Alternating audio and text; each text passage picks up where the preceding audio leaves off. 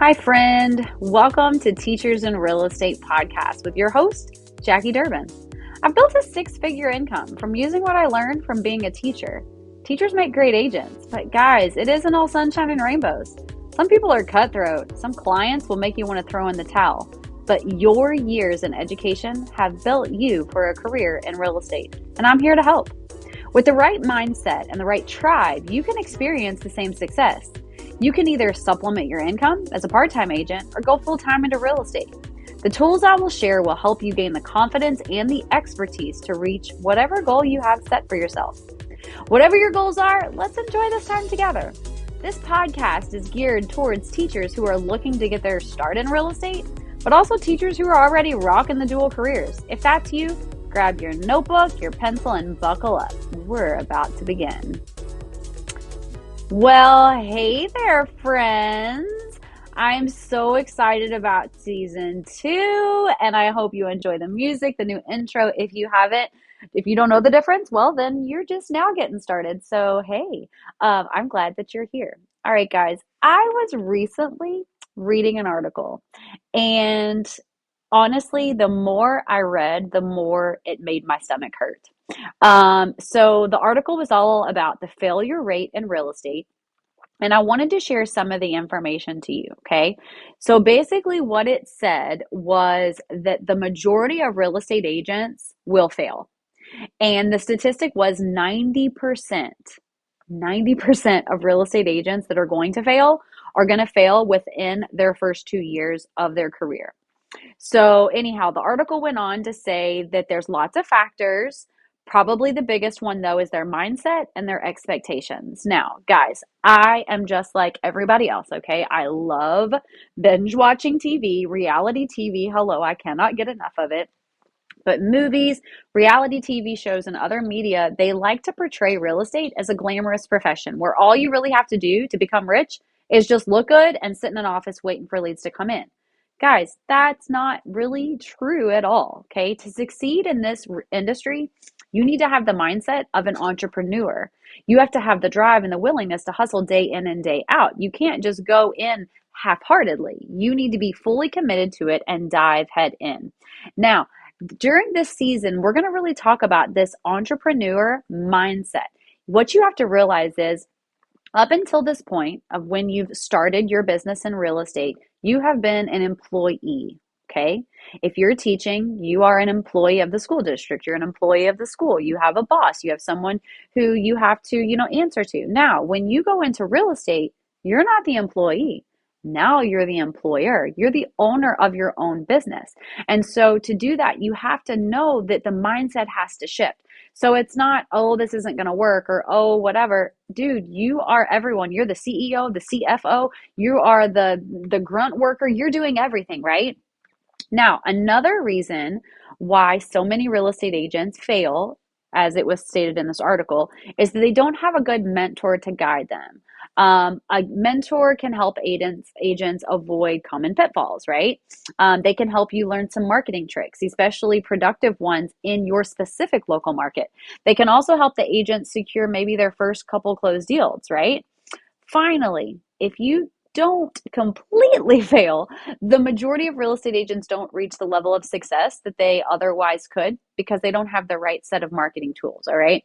So today's market, the market of 2023. Wow, can you believe it's 2023? You have to have a strong internet presence, okay?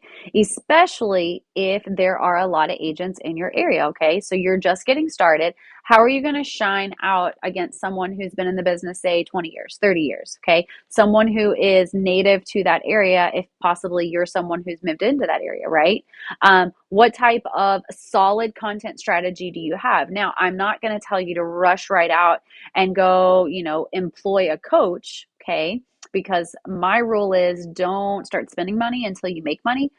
But you do have to pay close attention, okay? And you want to think to yourself, how do I want people to view me? How do I want them to picture me? Because it's really easy, guys, to get into that whole imposter syndrome, okay? You see someone, they seem like they're doing well, so you decide to, do what they're doing, when in reality, their content is the farthest away from what your content truly is. So, what I want to talk about in this episode are things that you should be looking for, questions that you should be asking, um, tips to find the best partnership for you, okay? Because the majority of new agents fail because they don't have a good mentor. Now, who is your mentor? Your mentor is probably not your broker, okay?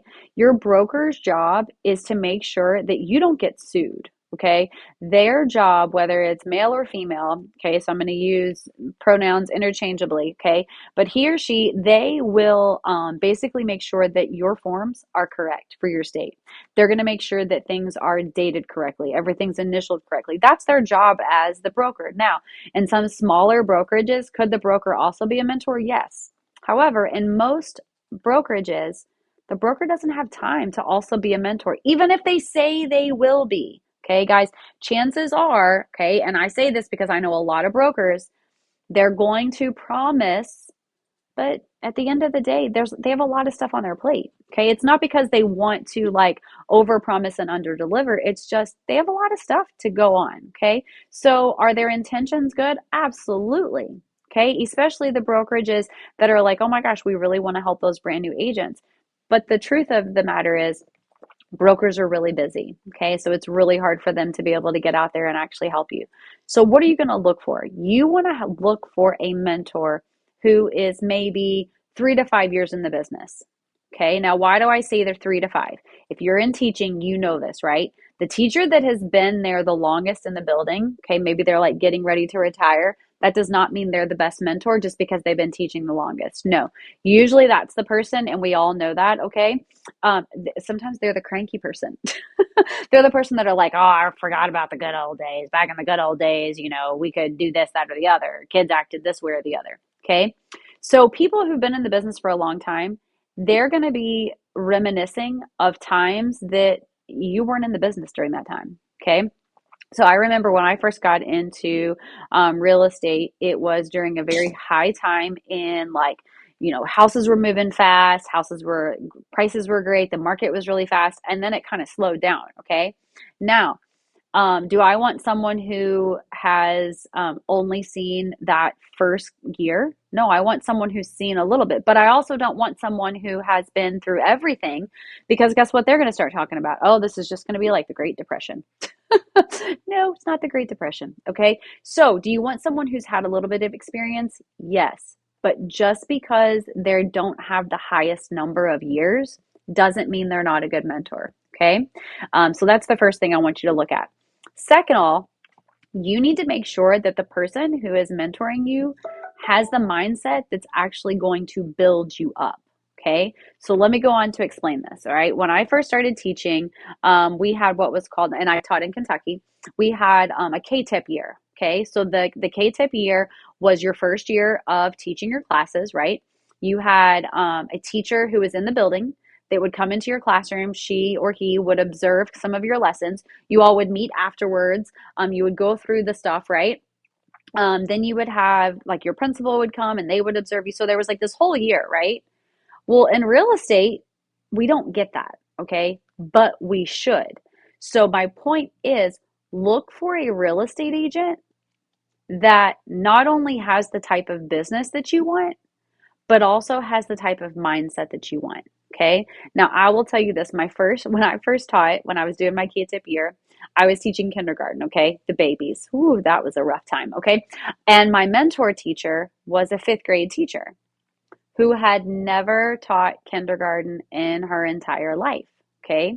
So as an experienced teacher, did I have things to learn from her? Yes. Okay. However, her mindset was very different because she was used to kids who were very independent.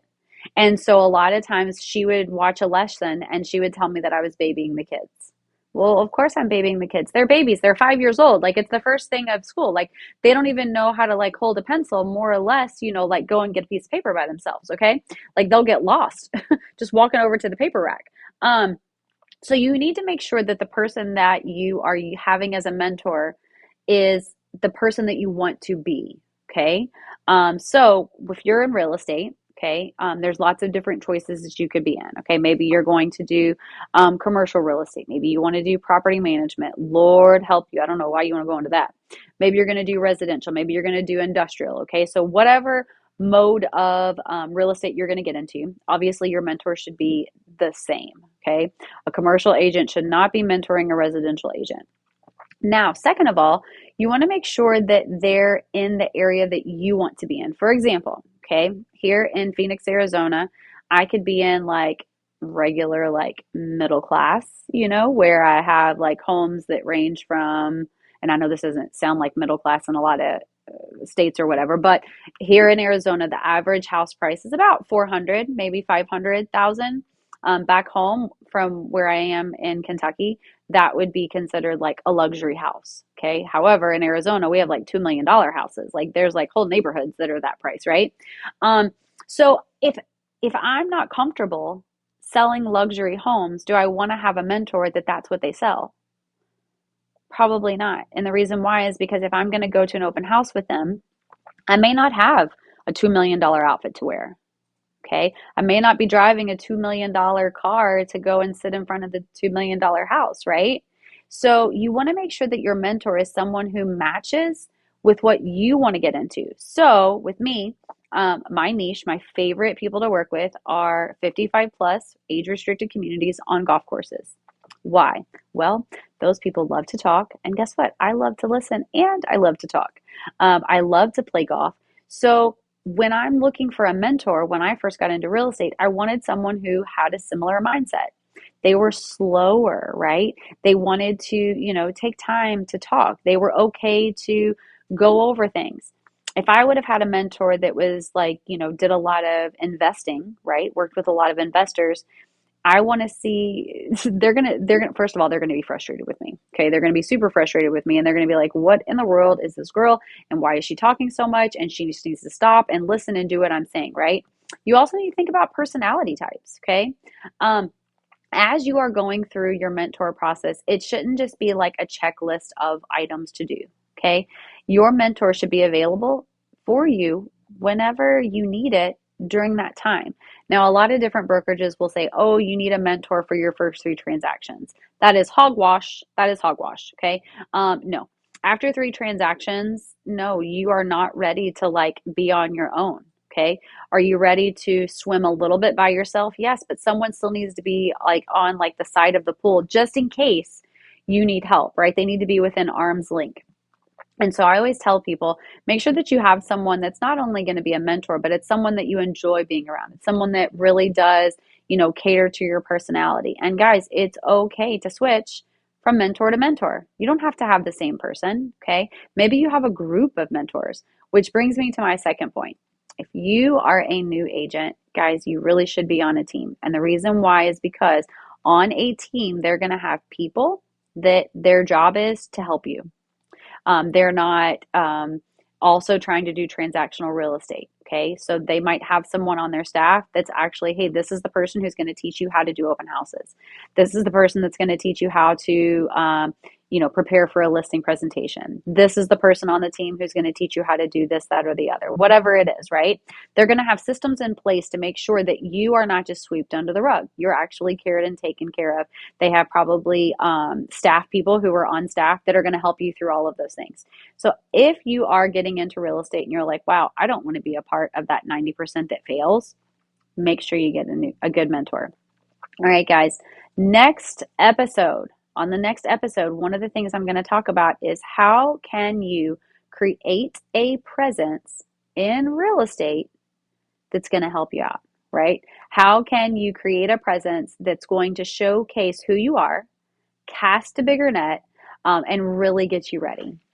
Guys, real estate is all about building relationships, and that's what we do best. We build relationships each and every day, and I hope you, if you need help, you'll reach out to me. All right, guys, have a great day, and I'll see you next week on Teachers in Real Estate.